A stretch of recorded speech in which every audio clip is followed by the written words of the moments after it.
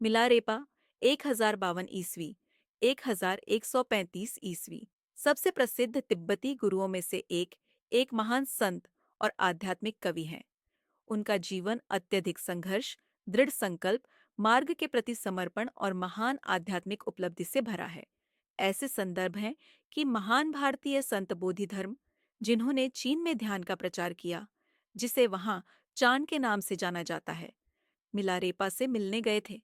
उनकी आध्यात्मिक उपलब्धि ऐसी थी, उनके मार्गदर्शन में कई शिष्यों ने ज्ञान प्राप्त किया है। मिलारेपा को एकमात्र संत माना जाता है जिन्होंने कैलाश पर्वत पर चढ़ाई की थी।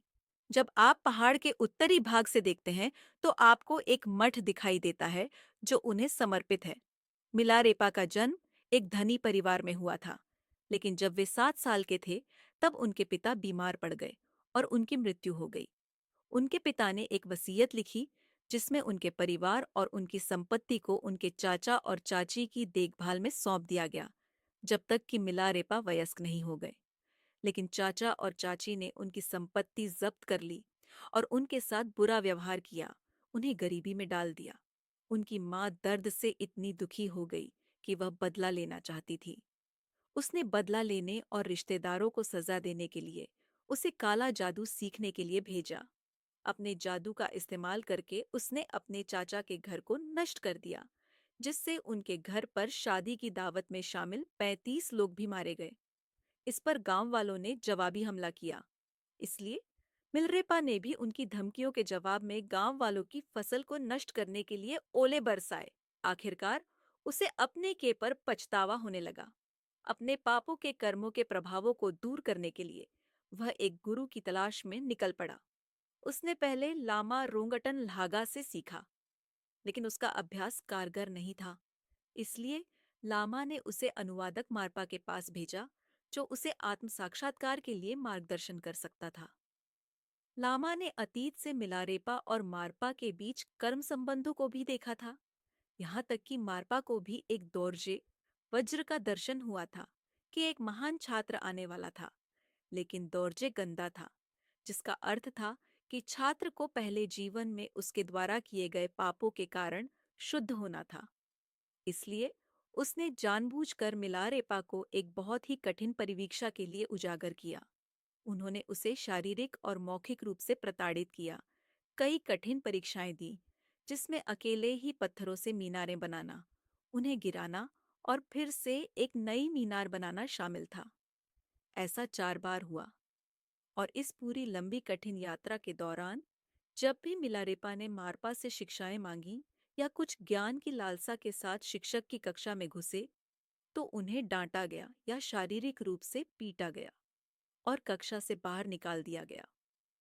उन्होंने कई बार मारपा की पत्नी द्वारा दिए गए उपहार या फिरोजा भेंट करके दीक्षा मांगने की कोशिश की, लेकिन जब मारपा को पता चला कि ये उनकी पत्नी के उपहार या रत्न हैं, तो उन्होंने मिलारेपा को थप्पड़ मारा और जमीन पर फेंक दिया।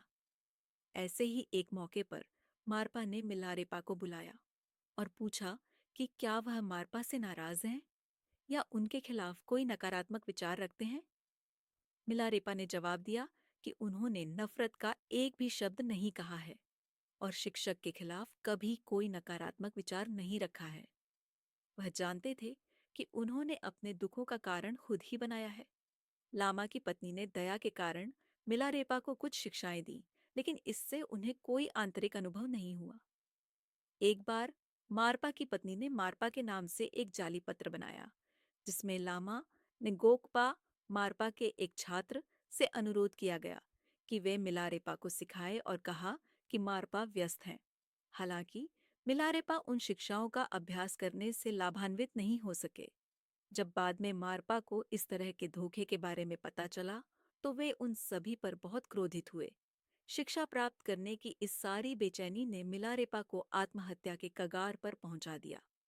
लामा एनगोकपा ने उन्हें ऐसा करने से रोका और समझाया कि अगर वे समय से पहले मर गए तो वे एक भगवान की हत्या का पाप करेंगे। तब कई भिक्षुओं और यहाँ तक कि उनकी पत्नी ने भी मारपा को शांत करने की कोशिश की, और आखिरकार वे मिलारेपा को शिष्य के रूप में लेने के लिए राजी हो गए। तब मारपा ने खुलासा किया कि मिलारेपा को कई तरह की कठिन परीक्षाओं से गुजरना पड़ा और सभी बुरे कर्मों से शुद्ध होने और अपने पापों को मिटाने के लिए लगातार कठिन काम का बोझ उठाना पड़ा। मिलारेपा ने मारपा से कई शिक्षाएं, अभ्यास और यहाँ तक कि गुप्त दीक्षाएं भी प्राप्त की। उन्हें 11 महीने तक पास की एक गुफा में ध्यान करने के लिए कहा गया। अपने पहले वास्तविक अभ्यास में मिलारेपा को कई आध्यात्मिक और सहज अनुभव हुए। उन्होंने समझा कि यह भौतिक शरीर और चेतना कारण और प्रभाव की जंजीरों के कारण एक साथ खींचे जाते हैं। इसका एक मुख्य कारण अज्ञानता है। उन्होंने इन शरीरों की क्षणभंगुर बनावट, शरीरों के जन्म और मृत्यु के चक्रीय नियम और कर्म के दिव्य नियम को समझा। उन्होंने इन शरीरों के महत्व और उनके अपने विकास के लिए वरदान को महसूस किया। साथ ही यह न जानने पर दूसरे लोग कैसे विचलित हो सकते हैं और उनके द्वारा दिए गए अवसर का लाभ नहीं उठा सकते। उन्होंने पूरी तरह से पहचान लिया कि हम अपनी मुक्ति के लिए प्रयास न करके बल्कि सभी प्राणियों की मुक्ति की दिशा में काम करके बोधिचित्त विकसित कर सकते हैं। बोधिचित्त का अर्थ है चेतना को बौद्ध या सहज ज्ञान के स्तर तक उठाना, जैसा कि ग्रह शांति ध्यान के दौरान अनुभव किया जाता है, और इसे बनाए रखना। उन्होंने पाया कि मानसिक शांति और विवेकशील मन सही धारणा के लिए आवश्यक आवश्यकताएं हैं।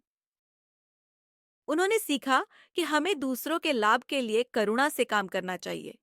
इसके लिए ध्यान के साथ साथ सेवा और आत्मशुद्धि करना आवश्यक है। उनका मानना था कि सभी ध्यान गहरी जागृत करुणा और प्रेम से शुरू होने चाहिए। मिलारेपा ने बुद्ध, धर्म और संघ के 3 रत्नों की शरण ली।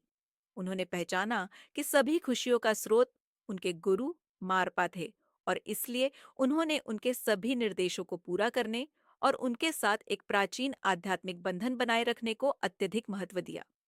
एक रात मिलारेपा को एक युवा नीली डाकिनी का सपना आया, जिसने उसे बताया कि उसके पास अभी भी कुछ विशेष शिक्षा नहीं है और उसे इसके लिए पूछना चाहिए।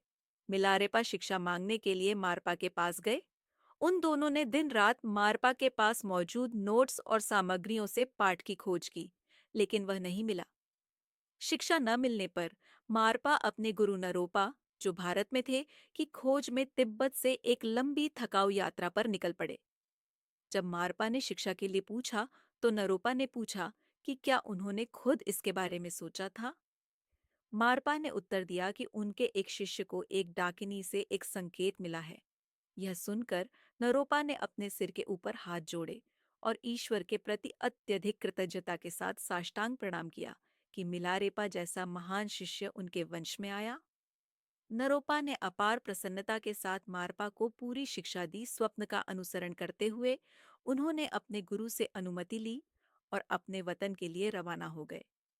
मारपा ने मिलारेपा को जागृति के मार्ग की दीक्षा और ज्ञान के मार्ग की पूर्ण शिक्षा प्रदान की। उन्होंने मिलारेपा से दूसरों को विवेक के साथ शिक्षा देने को कहा।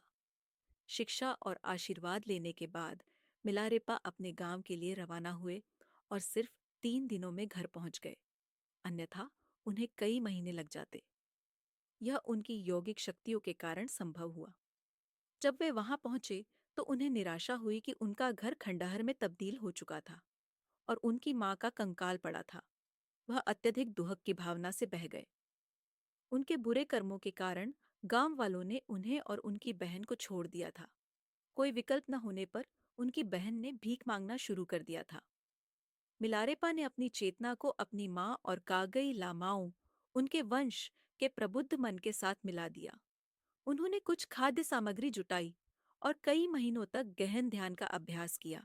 यहाँ तक कि उनकी चाची, जिन्होंने पहले उन पर अत्याचार किया था, ने भी उन्हें कुछ महीनों के लिए खाद्य सामग्री उपलब्ध कराई और कहा कि वे जल्दी ही चले जाएं, क्योंकि गांव वाले उन्हें नुकसान पहुंचा सकते हैं।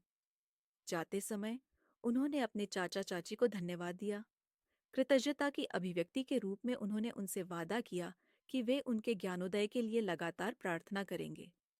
उन्होंने उनसे घर और संपत्ति लेने के लिए भी कहा। उन्होंने उनके साथ शत्रुता को पूरी तरह से समाप्त कर दिया और इसे करुणा में बदल दिया। उन्होंने कई वर्षों तक विभिन्न गुफाओं और स्थानों में अभ्यास में अपने प्रयासों को दोगुना कर दिया। एक बार तो उन्होंने लगातार 2 साल तक अभ्यास किया। उन्हें धीरे धीरे समझ में आया कि संसार और निर्वाण दोनों एक दूसरे पर निर्भर हैं। उन्होंने लामा के निर्देशों के अनुसार कई लोगों को बुद्ध की शिक्षाएं सिखाईं।